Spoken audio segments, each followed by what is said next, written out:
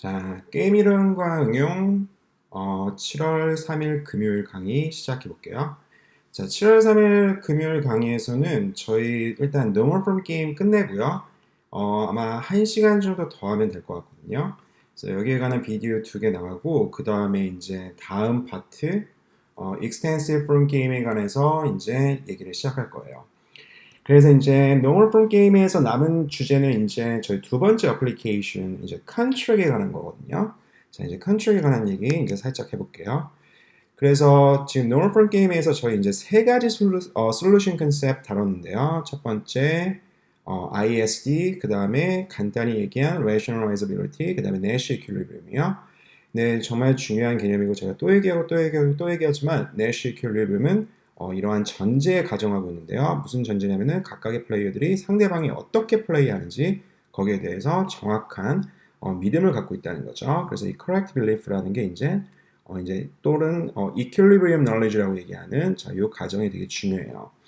그래서 이제 이 equilibrium knowledge를 어떻게 justify 하는지 우리 네 가지 설명 슬라이드 49페이지에 얘기한 적이 있는데 플레이어들이 여러 번 게임을 하면은 이제 learning effect라는 게 생겨가지고 이제 각각의 패턴이 상대방이 어떻게 움직이는지 그 패턴이 이제 눈에 보인다는 거죠. 그런 게 있었고 두 번째로는 이제 그 사전에 pre-play communication 그런 것도 하나 있었고요.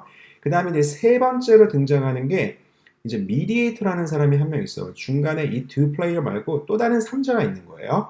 그래서 그 3자가 각각의 플레이어한테 이제 의견을 듣고 나서 이제 이렇게 플레이하면 좋겠다라고 이렇게 레코멘데이션을 이제 해준다는 거죠. 그게 이제 이퀄리브리움대로 이제 레코멘데이션인데 그 레코멘데이션이 이퀄리브리움대로 이제 그렇게 이제 추천이 나가는데요. 그러면은 그게 만약에 이퀄리브리움 플레이라고 하면은 각각의 플레이어들은 거기에 대해서 이제 디비에이트할 인센티브가 없게 되는 거죠. 각각의 플레이어들은요. 예, 이제 그렇게 해서 이 이퀄리브리움이 우리 현실에서 발생할 수 있다. 이러한 저스티피케이션 하나 있어요.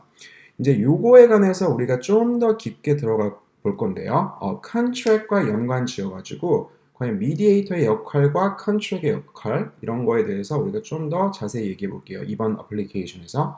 자, 그래서 여기 리딩 example로 나와 있는 게 이 Battle of the Sexes 게임인데요. 다시 한번 그래서 플레이어 1은 여자고 플레이어 2는 남자인데요. 각각이 오페라 하우스를 갈지 무비 시어터를 갈지 결정을 해요.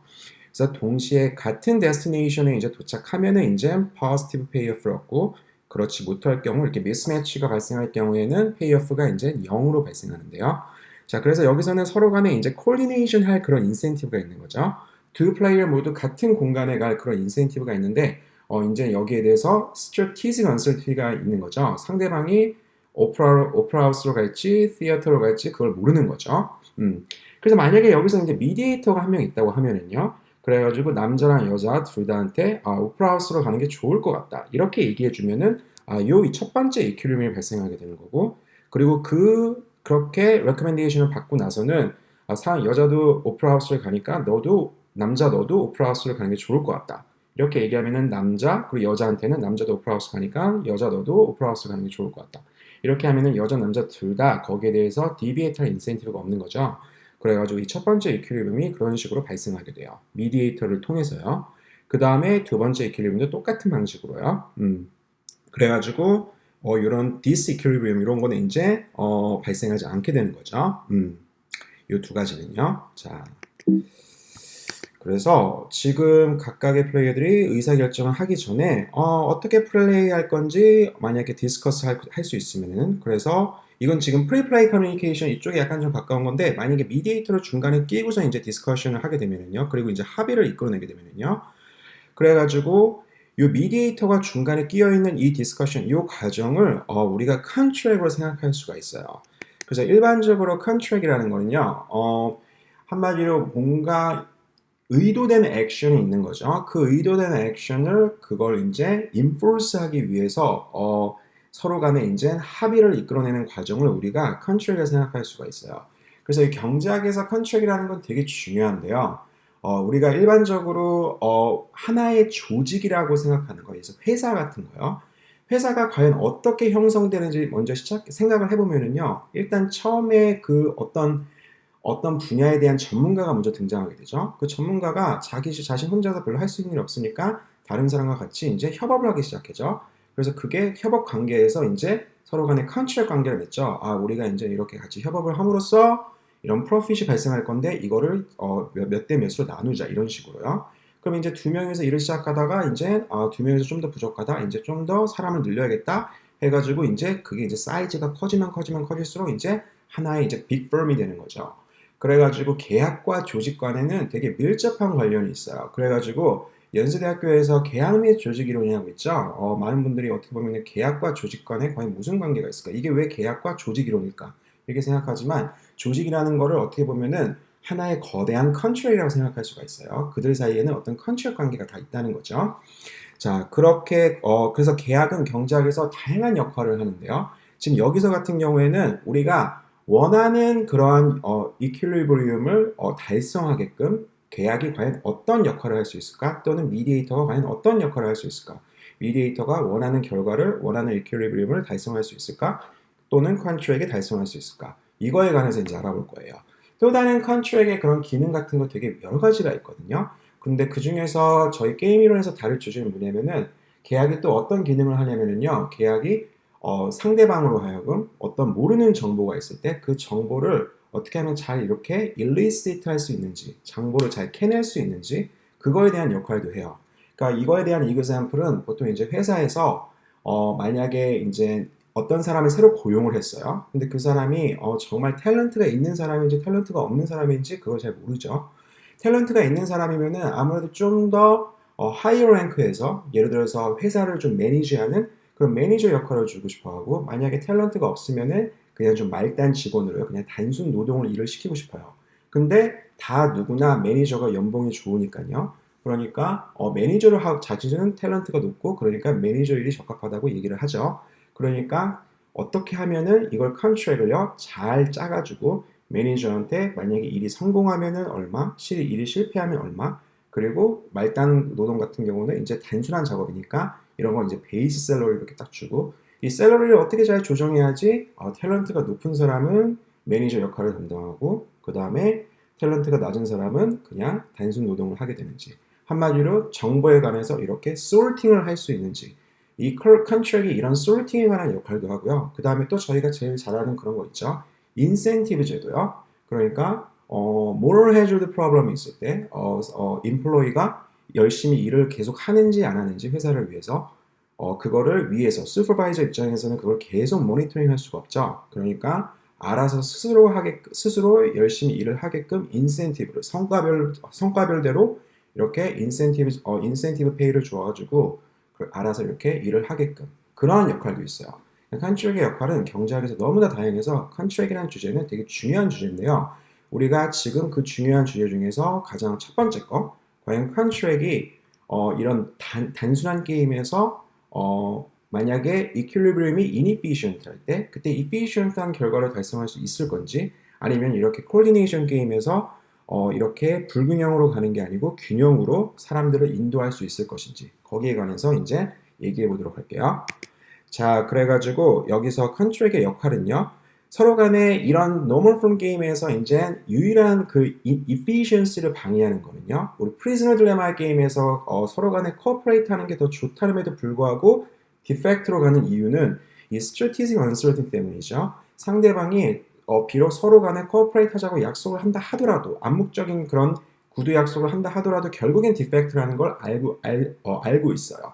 왜냐면 디펙트 함으로써 얻는 베네핏이 추가적인 베네핏이 있으니까요. 그래서 각각의 플레이어들은 이런 스트래티지 원설티이기 때문에 결국엔 디펙트를 이제 취소한다는 거죠. 코퍼레이트 둘 다 하면 더 좋음에도 알매도 불구하고요. 그래가지고 컨트랙이 과연 그래서 그게 이런 uncertainty가 한마디로 이런 strategic conflict 또는 strategic uncertainty가 efficient한 그런 결과를 이끌어내는데 어떻게 보면은 방해하는 요소죠. 그래가지고 이 컨트랙이 그러한 요소를 좀 더 줄일 수 있는지 자 이렇게 alleviate 할 수 있는지 없는지 거기에 관해서 이제 우리가 알아보도록 할게요. 그리고 두 번째로 잘 짜여진 컨트랙은 이제 inefficient outcome을 이제 이렇게 피할 수 있는 그런 방법을 제공한다고요. 자 여기 두 가지에 관해서 알아보도록 할게요.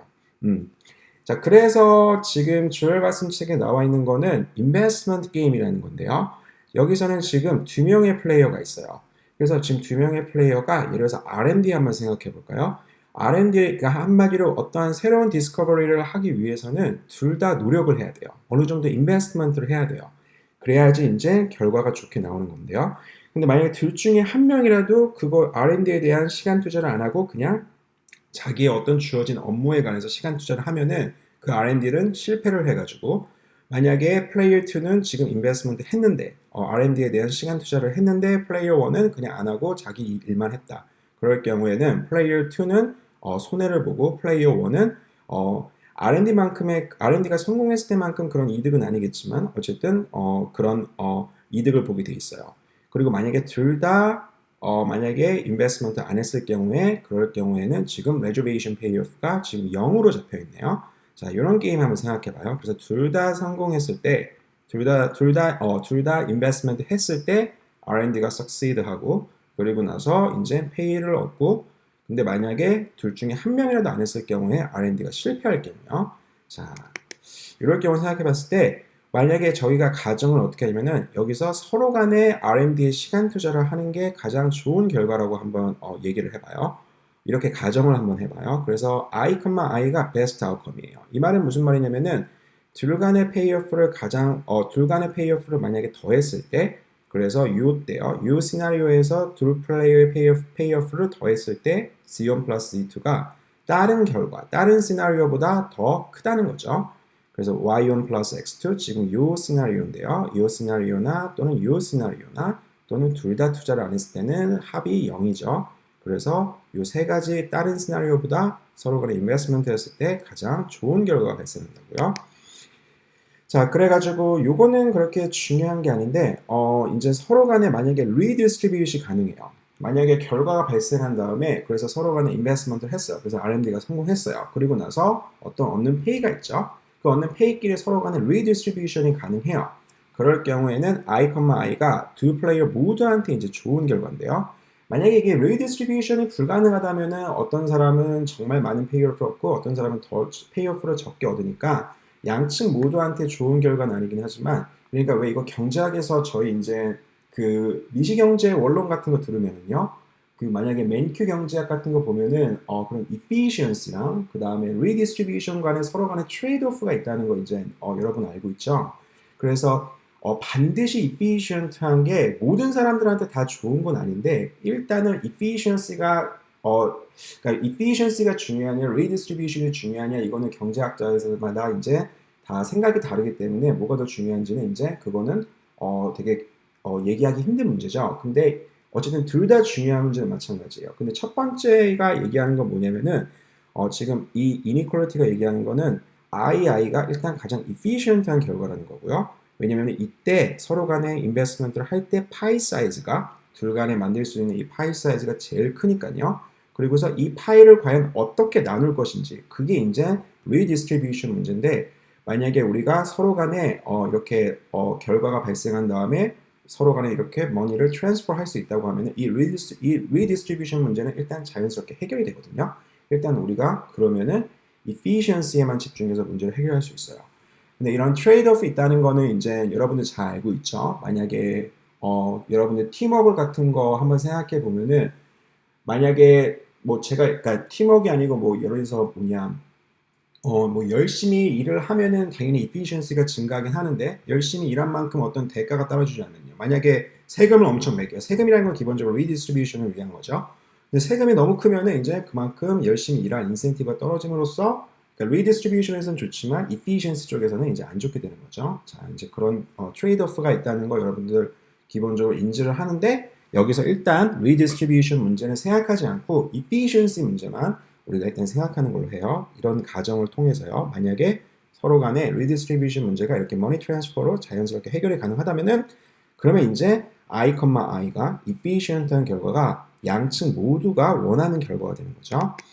자, 그래가지고 여기서 이제 나오는 질문은 뭐냐면은 과연 사전에 컨트랙을 작성함으로써 양자가 이 제일 좋은 아웃컴을 달성할 수 있냐 없냐예요. 이게 이제 저희의 메인 퀘스천이에요. 자, 그런데 만약에요, 이제 셀프 인포스먼트 제일 먼저 컨트랙이 필요가 아예 없을 때가 있어요. 그게 뭐냐면은요, 지금 만약에 Z1이요. 그러니까 플레이어 1의 플레이어 1의 페이오프죠. 서로 간에 인베스트먼트를 해서 R&D가 성공해가지고 얻는 페이오프요. 이게 플레이어 1이 디비에이트 했을 경우에, 그럴 경우는 X1이죠. 그렇죠? 플레이어 1의 페이오프가 이것보다 크고, 그러니까 지금 Z1이요. Z1이 X1보다 크고, 그 다음에 플레이어 2의 페이오프 Z2가요. 요 X2보다요. 요 X2보다 만약에 크면은요. 그러면은 플레이어 1이나 2나 서로 간에 요 스테이터스에서, 그러니까 요 스테이트에서 이제 디비에이트할 인센티브가 없는 거죠. 그렇죠? 그러니까 이럴 경우에는 요 I, I가 요 normal form 게임의 자연스러운 순수 전략 균형이 되는 거죠. 그러니까 인베스트먼트가 이럴 경우에는 필요가 없어요. 인베스트먼트가 아니고 컨트랙이요. 컨트랙 없이도 양자가 이 원했던 결과 I, I를 달성할 수가 있어요. 자, 그래가지고 우리가 Nash equilibrium을 또 어떤 식으로 해석할 수 있냐면요. self-enforcing agreement라고 우리가 얘기할 수 있어요. 컨트랙이 없이 그냥 자발적으로 그 결과, 그 investment란 그 결과를 이제 우리가 enforce 할 수 있다는 거죠. 자발적으로 enforce 할 수 있다는 거죠. 그래가지고 우리가 Nash equilibrium을 self-enforcing agreement라고 우리가 해석하기도 해요. 자발적으로 거기서 deviate 할 인센티브가 없으니까 자발적으로 그 액션을 우리가 implement 한다고요. 그래서 이럴 경우에는 우리가 미디에이터, 한마디로 제3자가 필요가 없는 거죠. 그냥 알아서 양자가 인베스트먼트 이제 우리가 할 수 있다. 인베스트먼트 한다고 우리가 생각할 수 있는 거죠. 근데 이제 두 번째는 이제 그 다음 나오는 팔로우 퀘스천은 뭐냐면은 과연 이 첫 번째 이니퀄리티가 만약 만족을 안 했을 경우에, 자 그랬을 경우에는 이제 각자가 스스로 인베스트먼트 하지 않는데요. 그러면은 우리가 컨트랙을 이용해 가지고 어떻게 인베스트먼트를 우리가 달성할 수 있는지, 이 원했던 결과를 달성할 수 있는지 여기에 관한 질문이 있죠. 자, 그래서 거기에 대한 대답으로서 첫 번째 나오는 게 뭐냐면요. 자, 일단 그러면은 만약에 여기 이전에 요 이니퀄리티가 성립을 안 하면은요. 그럼 양자가 제3자를 통해서 제3자를 이용해 가지고 컨트랙을 맺음으로써 이제 베네핏을 얻을 수가 있는데요. 왜냐면 인베스트먼트가 서로 원했던 결과인데 각자 이탈할 요인이 있음으로써 그게 달성이 불가능하다면은 제3자를 이제 데리고 와가지고 한마디로 사전에 계약을 맺는 거죠. 이렇게 우리 하자고요. 자, 근데 이제 이 3자가 과연 얼마만큼의 정보를 알고 있느냐 이게 되게 중요해요. 이 만약에 그러니까 3자를 예를 들어서 법원이라고 한번 해볼까요? 만약에 법원이 각각의 아웃컴을 전부 다 디스팅기시 할 수 있는지 없는지가 되게 중요하거든요. 그러니까 왜 여러분들 여러 가지 뭐 법적인 문제 보면 알겠지만 이게 법원이 과연 얼만큼 그 결과에 대해서 이거를 어떤 정확한 증거를 갖고 베리파이를 할 수 있는지 없는지 각각의 변호사나 그리고도 그 다음에 판사나 그 다음에 검사가요. 이게 이제 그 법적인 판결을 내릴 때 되게 중요한 거 여러분들 알고 있죠? 그러니까 컨트랙이 legally enforceable 하기 위해서는요. 법원이 과연 얼마만큼의 그런 정보를 갖고 있는지 그게 되게 중요하거든요. 그러니까 예를 들어 가지고 뭐 만약에 이혼 신청 같은 것도요. 만약에 그래서 위자료 문제 같은 거 있을 때 만약에 서로 간에 자신이 피해자라고 주장할 수 있는데 그때 법원이 만약에 좀 더 정확한 정보를 갖고 있다고 하면은 그러면은 그런 위자료 문제 같은 게 이제 자연스럽게 해결이 될 수가 있죠. 자, 그런 문제예요. 그래가지고 지금 여기 같은 경우는 법원이 만약에 full information을 가지고 있어요. 이 말은 무슨 말이냐면요. 만약에 법원이 서로 양자가 인베스트먼트 했는지 그냥 여기서는 지금 I, I죠. 이 사건이 발생하고 나서 이 게임을 하고 나서 법원이 뭘 다 구분할 수 있냐면은 둘 다 인베스트먼트 안 했는지 그 다음에 플레이어 1이 안 했는지 플레이어 2가 안 했는지 이 모든 네 가지 결과를 다 구분 가능하다고 한번 생각해 보세요. 자, 이게 우리 그때 왜 그 커먼 널리지 할 때 나왔던 그 노션 있죠? 인포메이션 셋이요. 과연 법원이 뭘 알고 있고 뭘 모르고 있는지요. 어떤 두 가지 이벤트가 같은 셋에 묶이면은 우리가 그걸 구분 불가능 해가지고 모른다고 얘기하고요. 만약에 이렇게 따로따로 셋에 이렇게 담겨져 있으면은 다 그러면은 구분 가능해서 알고 있다고 이렇게 얘기를 했죠. 인포메이션 셋 정의할 때요. 그래서 지금 여기서 만약 법원의 인포메이션 셋이 이렇게 생겼다고 하면은 그러면은 이 네 가지 결과 전부 다 구분 가능하다는 얘기죠. 이럴 경우에는 컨트랙을 어떤 식으로 맺을 수 있냐면은 각각의 그러한 컨틴전시에 관해서 과연 만약에 플레이어 1이 인베스트먼트 안 했다. 그럴 경우에 플레이어 1이 자, 요만큼 알파만큼 지금 마이너스 알파만큼이죠. 알파만큼 플레이어 2한테 이렇게 돈을 건네주는 거죠. 그 다음에 플레이어 2가 안 했다. 그러면은 베타만큼요. 마이너스 베타만큼요. 여기서 이제 부호는 신경 쓸 필요 없어요. 여기서 만약에 알파나 베타가 마이너스면요. 네거티브 넘버라고 생각하면은 그러면은 그래서 알파는 네거티브 넘버겠죠. intuitively. 왜냐면은 플레이어 1이 약속을 위반한 거니까요. 플레이어 2는 약속대로 인베스트먼트를 했는데요. 지금 여기서 그리고 베타는 우리가 positive 넘버라고 생각할 수 있죠. 플레이어 2한테 가해지는 퍼니시먼트니까요. 그래서 알파는 0보다 작은 거예요. 그 다음에 둘 다 인베스트먼트를 안 했다. 이럴 때는 역시 감마만큼 플레이어 1이 플레이어 2한테 이렇게 돈을 이렇게 트랜스퍼하는 거예요. 우리가 I, I에 대해서는 굳이 따로 어떠한 퍼니시먼트 스트래티지 같은 걸 생각할 필요가 없는 게 이게 기본적으로 전부 다 이 상황과 비교해 봤을 때 이 I, I에서 이루어지는 이 상황과 비교해 봤을 때 얼마만큼 추가적으로 더 누구한테 퍼니시먼트를 해야 되는지 안 해야 되는지 그걸 이제 나타내는 거기 때문에 I, I에 대해서는 굳이 우리가 머니 트랜스퍼를 생각할 필요가 없어요. 그래서 이 상황, 이 상황, 이 상황에 관해서 각각 플레이어 1이 또는 플레이어 2가 각각 다른 플레이어한테 얼만큼 돈을 지불해야 되는지 그래야지만 요 I, I 요 결과가 달성 가능한지 이제 여기에 관한 문제거든요. 자, 이제 여기서 중요한 거는 뭐냐면은 법원이 모든 결과에 대해서 다 그 full verification 할 수 있는 그런 능력이 있으니까 요때는 알파, 요 상황에는 베타, 요 상황에는 감마 이렇게 세 가지 변수를 전부 다 사용할 수가 있어요. 이 full verification 이 상황에서는요. 자, 그래가지고 이럴 경우에 우리가 뭐라고 얘기하냐면요. 양자 간에 완벽한 계약을 맺을 수 있다고 그렇게 얘기를 해요. 그래가지고 기본적으로 컨트랙이 여러 가지로 나눌 수가 있는데요. 컨트랙이 포멀한지 또는 explicit한지요. 같은 말이에요. 그 다음에 informal한지요. 또는 implicit라고도 얘기하거든요. 경제학에서요. 자, formal한 컨트랙은 뭐냐면은 말 그대로 진짜 서류가 있는 거예요. 계약서가 있다는 거죠. 그리고 사인된 계약서요. 그래가지고 그 사인된 계약서가 정말 그거는 법적으로 이제 무조건 이행을 해야 되는 거죠. 왜냐면 사인이 들어간 거니까요. 인포멀한 건 뭐냐면 말 그대로 구두 계약이에요. 사인이 들어간 게 어떤 계약서가 따로 있는 게 아니고 인포멀한 거요. 그 다음에 또 컨트랙을 어떻게 나눌 수 있냐면은 컴플리트하냐, 그 다음에 인컴플리트하냐 이렇게 나눌 수가 있어요. 컴플리트한 계약은 뭐냐면요. 이건 어떻게 보면 현실에서 발생할 수 없는 그런 건데 이론적으로만 가능한 컨트랙인데요. 모든 발생할 수 있는 그러한 컨틴전시에 관해서 계약의 내용이 클라우즈가 하나씩 있는 거예요.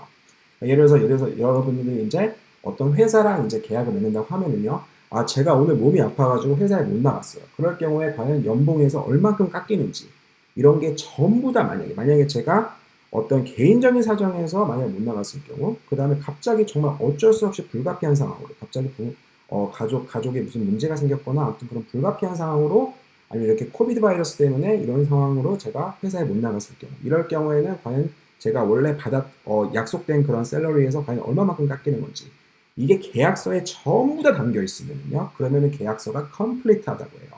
이런 계약서는 솔직히 현실에서는 없죠. 그래서 모든 계약서는 기본적으로 incomplete한데요. incomplete한 거는 한마디로 발생 가능한 그런 컨틴전시에 관해서 계약이 정확한 얘기를 안 하고 함구하고 있는 상태죠. 자, 그럴 경우에 우리가 계약이 incomplete하다고 얘기를 해요. 그래가지고 여기서는 계약이 complete한데요. 왜냐면 지금 발생 가능한 시나리오가 이렇게 네 가지인데 각각의 시나리오에 관해서 머니 트랜스퍼가 어떻게 상대방이 플레이어 1이 2한테 또는 2가 1한테 돈이 얼만큼 지불돼야 되는지 이거에 대해서 알파, 베타, 감마로 정확하게 우리가 스페시파이 할 수가 있죠. 자, 그래서 이런 경우에는 계약이 complete예요. 자, 그래가지고 이럴 경우에 과연 이제 이런 계약을 맺었을 경우에요. 알파, 베타, 감마라는 계약을 맺었을 때 과연 이 인베스트먼트가 서로 이제 우리가 이제 이 계약을 통해서 요 가장 좋은 아웃컴을 우리가 유도할 수 있는지 없는지, achieve 할 수 있는지 없는지 이걸 보면은요. 그럼 이제 언제 이게 요 induce 된 게임에서 계약에 인해서 유도된 게임에 계약에 의해 유도된 게임에 의해서 이제 내시 이퀄리브럼이 내시 이퀄리브럼이 여기서 발생하는지 안 하는지 그걸 이제 알면 되죠. 그래가지고 언제 이게 내시 이퀄리브럼이 되냐면은 Z1이요. X1 플러스 알파보다 크면은 그럼 플레이어 1이 이제 인베스트먼트 안 할 이윤이 이제 없게 되는 거죠. 사라지게 되는 거죠. 그 다음에 마찬가지로 우리가 플레이어 2의 이제 디비에이터의 인센티브를 봐야죠. 플레이어 2는 만약에 Z2가 X2 마이너스 베타보다 크면은 이 상황에서 이탈할 이윤이 없는 거죠. 그래서 우리가 이렇게 두 가지 이니퀄리티로 정리가 돼요. 자, 인베스트먼트가 이제 가능하냐? 계약에 의해서. 이제는 아까 전에는 계약이 필요 없을 경우에는 C1이 X1보다 크고, 그럼 플레이어 1이 이제 디비에이터 인센티브가 없는 거죠. 그 다음에 Z2가 그 다음에 X2보다 크다. 이러면은 이제 계약이 없어도 우리가 이제 인베스트먼트가 달성 가능했는데 이제 그러지 않을 경우 이제 좀 조사하는 거예요. 이러지 않을 경우에는 이제 Z1이 X1 그러니까 어떤 알파라는 게 숫자 알파가 존재해서 이게 Z1을 X1 플러스 알파보다 더 크게 만들어주고 그 다음에 Z2 어떤 숫자 베타가 존재해서 이제 Z2가 X2 마이너스 베타보다 크게 해주면은 이제 플레이어 1이나 2나 서로 이탈할 이윤이 있는 거죠. 자, 그래가지고 이제 이그샘플 한번 볼까요? 자, 이그샘플 한번 보면은 지금 플레이어 1, 2나 서로 인베스트먼트를 했을 경우에는 8만큼의 페이오프를 얻네요. 왜냐면 플레이어 1이 R&D에 시간 투자를 안 하고 그냥 자신의 일만 했어요. 그럴 경우에 지금 플레이어 1은 그것보다 더 높은 오히려 10만큼의 페이오프를 얻네요. 그러니까 이 사람은 벌써 좋은 아웃사이드 옵션이 있는 거예요. 플레이어 1 같은 경우는 좋은 아웃사이드 옵션이 있고 플레이어 2 같은 경우는 만약에 플레이어 1이 인베스트먼트 하고 자신이 안 했을 경우에는 4만큼의 페이오프를 얻는데요.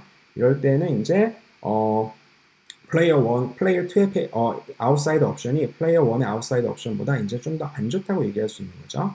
근데 어쨌든 여기서 중요한 건 뭐냐면은 만약에 둘 다 인베스트먼트를 했을 때는 페이오프의 합이 16으로서 가장 크지만 만약에 둘 중에 한 명이라도 안 했다.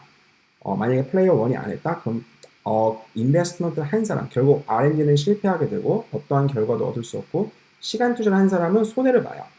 그리고 플레이어 2는 마이너스 2, 그 다음에 플레이어 1 같은 경우 자신은 시간 투자했는데 플레이어 2가 안 해줬다? 그러면은 마이너스 4만큼이요. 그리고 둘 다 안 했다 그냥? 그러면은 0과 0. 이렇게 이제 페이오프가 정해졌다고 해봐요. 그러면은 이거 i,i가 지금 내시 이퀄리브럼이 아니라는 거 금방 확인할 수 있죠. 왜냐면 플레이어 1이 지금 디비에이터 인센티브가 있어요. 그럼 우리가 이거를 어떻게 컨트랙을 맺어가지고 i,i를 우리가 내시 이퀄리브럼을 만들 수 있는지 지금 플레이어 1이 지금 디비에이터 인센티브가 있으니까 그리고 법원이 모든 게 다 이제 구별 가능하니까요. 굳이 플레이어 2한테 어떤 퍼니시먼트를 해줄 필요는 없는 거죠. 플레이어 2는 자발적으로 플레이어 1이 인베스트먼트 하면은 자신도 인베스트먼트 해요. 그렇죠? 그러니까 플레이어 1이 인베스트먼트 하지 않았을 경우에 과연 이때 이제 얼마만큼의 퍼니시먼트를 줘야죠. 플레이어 2한테 어느 정도 보상을 해줘야 돼요. 그래가지고 플레이어 1도 인베스트먼트 하게끔요. 그래가지고 만약에 알파가 지금 마이너스 3일 때요. 알파가 마이너스 3이라는 거는 플레이어 1한테 추가적으로 퍼니시먼트를 주는 거죠. 그래서 10에서 지금 7로 갔죠. 페이오프가요. 그래서 그 남은 3만큼을 이제 플레이어 2한테 이제 보상해 주는 거죠. 컴펜세이트 해주면은 플레이어 2의 페이오프는 마이너스 2에서 이제 1로 증가하게 되죠. 자, 이럴 경우에 이제 다시 한번 쉽게 알 수 있듯이 이럴 경우에는 i가 이제 더 크게 되는 거죠. 그래서 플레이어 1이 디비에이터는 인센티브가 없고 플레이어 2도 디비에이터는 인센티브가 없고요. 자, 그래가지고 이게 내시 이퀄리브럼이 돼요. 자, 이게 어떻게 보면은 유일한 내시 이퀄리브럼인데요. 왜냐면은 플레이어 2 입장에서 이제 지금 예전이나 지금 이렇게 리월드를 해줬을 경우에는 어떠한 전략도 도미네이트 되지 않지만 만약에 플레이어 1이 이렇게 만약에 자신만 투자를 안 했을 경우에 이렇게 컴펜세이션이 추가적으로 있으면요. 계약에 의해서요. 그러면은 이렇게 n이요. 도미네이트 되죠. 플레이어 2 입장에서요. 그러면은 플레이어 1, 2 그거 다 알고 있으니까 플레이어 1도 자신이 이제 R&D에 투자를 해야겠구나 이렇게 이제 되는 거죠. 그래서 요것만이 유일한 내시 프리미엄이 되는 거죠.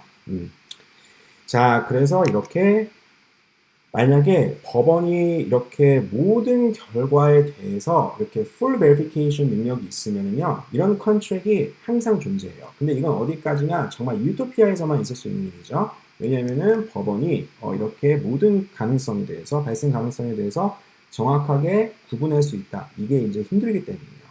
그래서 이제 두 번째 나오는 게 이제 incomplete contract인데요. 다시 한번 얘기하지만 이렇게 full verification이 있다. 그러면은 항상 원하는 결과를 달성하는 그런 컨트랙이 원하는 결과를 달성하게끔 도와주는 컨트랙이 존재를 해요. complete한 컨트랙이요. 하지만 이렇게 full verification 이거는 어디까지나 되게 exceptional한 케이스라는 거죠. 그래서 여기서는 이제 법원이 이렇게 full verification이 아니고 이제는 정말 partially verify 할 수 있는 이런 경우 한번 생각해 봐요. 그래가지고 지금 아까 전에 얘기한 것처럼 두 명이 모두 인베스트를 해야지 R&D가 succeed 하는데요. 근데 이제 법원에서 이제 볼 수 있는 건 뭐냐면은 이 joint project, 그러니까 이 R&D 프로젝트가 성공했는지 또는 실패했는지 이것만 확인할 수가 있어요. 자, 그래서 두 번째, 법원이 유일하게 verify 할 수 있는 건 뭐냐면은 R&D가 성공적으로 끝났는지 아니면은 그렇지 못했는지. 자, 요것만 만약에 요것만 알 수 있다고 이제 우리가 가정해 보면요. 그럼 이럴 경우에 information set은 어떻게 적어줄 수 있냐면은 만약에 둘 다 시간 투자를 했을 경우에, 인베스트먼트를 했을 경우에 그러면 R&D가 성공적으로 끝나니까요. 자, 성공적으로 끝났다는 거는 결국 두 명 모두 인베스트먼트를 했다는 얘기죠. 근데 만약에 둘 중에 한 명이 안 했든 아니면 둘 다 안 했든 그리고 둘 중에 누가 안 했는지 그게 이제 구분 불가능하다는 거죠. 그래서 요 세 가지 이벤트는 전부 다 하나의 인포메이션 셋에 이렇게 묶이게 되는데요. 이거에 대한 인터프리테이션을 다시 한번 얘기하지만 법원은 요 세 가지 이벤트 요거 중에 하나가 발생했다는 건 알고 있지만 그 중에 셋 중에 뭐가 발생했는지는 모른다는 거예요. 자, 그래서 법원의 인포메이션 셋이 이렇게 됐을 경우에는 그러면은 가능한 legally enforceable한 contract은 과연 뭐가 있을까요? 그는 딱 이제 요 세 가지 경우에요. 자, 요 세 가지 경우에 과연 얼마만큼의 퍼니시먼트를 줄 건지, 자, 요것만 결정할 수 있는 거죠. 옛날에 이전에는 full verification 케이스에서는 알파, 베타, 감마 우리가 각각의 시나리오에 대해서 다 다른 퍼니시먼트 플랜을 우리가 생각할 수 있었는데요. 지금 여기서 같은 경우는 그러지 못한다는 거죠. 딱 컨트랙이 할 수 있는 거는 만약에 프로젝트가 R&D가 실패했을 경우에 첫 번째 플레이어는 두 번째 플레이어한테 이만큼의 보상을 해야 된다. 아니면은 두 번째 플레이어는 첫 번째 플레이어한테 이만큼 보상을 해야 된다. 계약서에 딱 그렇게밖에 쓸 수가 없다는 거죠. 왜냐면 굳이 다른 거 다 써봤자 법원에서 판별이 불가능하기 때문에 그런 거는 법적으로 우리가 enforceable 하지가 않아요. 자, 그래서 이런 컨트랙을 다시 한번 얘기하지만 incomplete한 컨트랙으로 저희가 얘기하는데요. 자, 요 incomplete contract 갖고서 우리가 i, i를 자, 우리가 원했던 요 결과를 달성하기 위해서는 이제 자, z1이 x1 플러스 알파보다 커야 되고요. z2가 x2 마이너스 알파보다 커야 되죠. 자, 이전과 비교해 봤을 때 여기서 이전에는 요 알파가 다른 숫자 베타였죠. 베타였는데 이제 동일한 숫자로 해야 된다는 거예요. 자, 그래서 금방 이런 이제 쉽게 이제 되게 인투이티브하죠. 만약에 예전처럼 full verification이 있을 때는 한마디로 제약이 없어서 컨트랙을 컴플리트하게 작성할 수 있었을 때는 원하는 결과 항상 달성할 수 있는데 만약에 이런 추가적인 constraint가 있어요. 정보가 리미티드 되어 있죠. 이럴 경우에는 우리가 원하는 결과 달성할 수 없을 경우가 있죠. 자, 그래가지고 이럴 경우에는 이런 limited verifiability가 이렇게 있을 때에는 그러면 이제 i, i가 달성 불가능할 수도 있어요. 그래가지고 이전 example 다시 한번 보면요. 이럴 경우에는 만약에 정보가 불완전하다 하더라도 여전히 달성 가능할 수가 있었는데요. 왜냐면 지금 여기서 player 2는 이런 얘기 해도 되나? 어쨌든 player 2는요 지금 이렇게 여기만 딱 조절함으로써 요 investment 하지 않는 게 dominate 돼가지고요. 그래가지고 지금 여기서 베타는 따로 우리가 조절을 안 한 거죠. 감마도 우리가 생각 안 한 거고요. 딱 알파 변수 하나로만 이렇게 i, i가 유일한 내시 이퀄리브로 이렇게 우리가 임플리멘트 시킬 수 있었는데요. 근데 그 다음 이그샘플 보면은요. 이 2.24 이 이그샘플 보면은 여기서는 이제 그러한 컨트랙이 없어요. 자, 이 만약에 왜 없는지 쉽게 알 수가 있는데요. 왜 없는지 쉽게 알 수가 있는데요. 자, 지금 요 이그샘플 보면은요. 요 이그샘플 보면은 이제 그 limited verifiability가 있을 경우에는 알파 하나로만 이제 우리가 컨트롤할 수 있는데요. 그러면 다시 한번 얘기하면 그 알파가 뭘 만족해야 되냐면은 player 1도 deviate 하지 말아야 되려면은 12 플러스 알파보다 커야 되고요. 그 다음에 player 2 입장에서도 deviate 하지 않으려면은 요 10이 12 플러스 알파보다 커야죠. 12 마이너스 알파요. 왜냐면은 induce 된 게임이 뭐냐면은 다시 돌아가면요. 다 동일하게 지금 플레이어 1이 플레이어 2한테 또는 플레이어 2가 플레이어 1한테 알파만큼의 그런 컴펜세이션을 할 때 이런 상황이거든요. 여기 다 동일하죠. 부호가 다 동일하죠.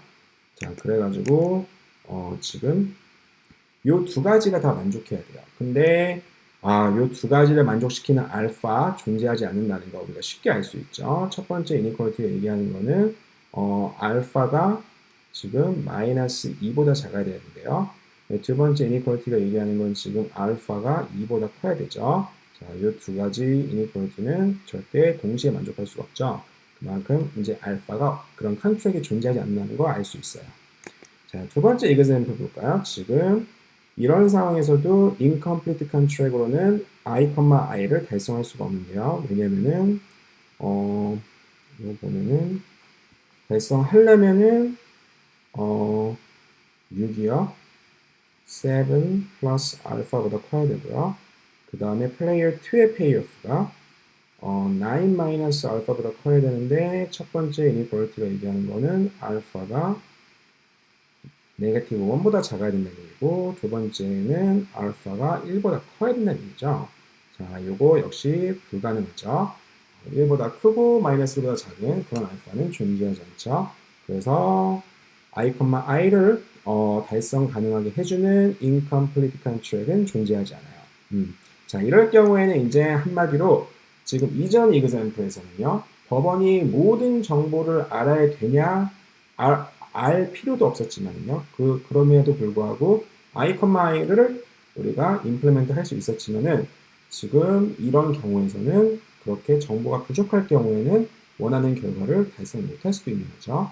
자, 여기서 이제 그럼 되게 중요한, 여기서 이제 이 example 얘기하는 거는, 이런 limited verifiability가, 이제, 정말 실제적인, 그런 실질적인 어떤 constraint가 이제 작용한다는 거죠. 그래서 각각의 플레이어들이, efficient한 outcome을 달성하지 못하게끔, 그렇게 역할을 한다는 그런 constraint가 이제 들어간다는 거죠. 자, 그래가지고 여기서 되게 이제 interesting한 퀘스천은 뭐냐면요. 과연 어떠한 스트럭처가 이 게임과 이 게임은 지금 동일하게 법원이 만약에 인포메이션이 리미티드 되어 있으면은 그럴 경우에는 i, i가 원했던 결과가 달성 불가능해요. 그렇죠? 근데 그전 이그샘플에는 2.23 여기서는 가능하다는 거죠.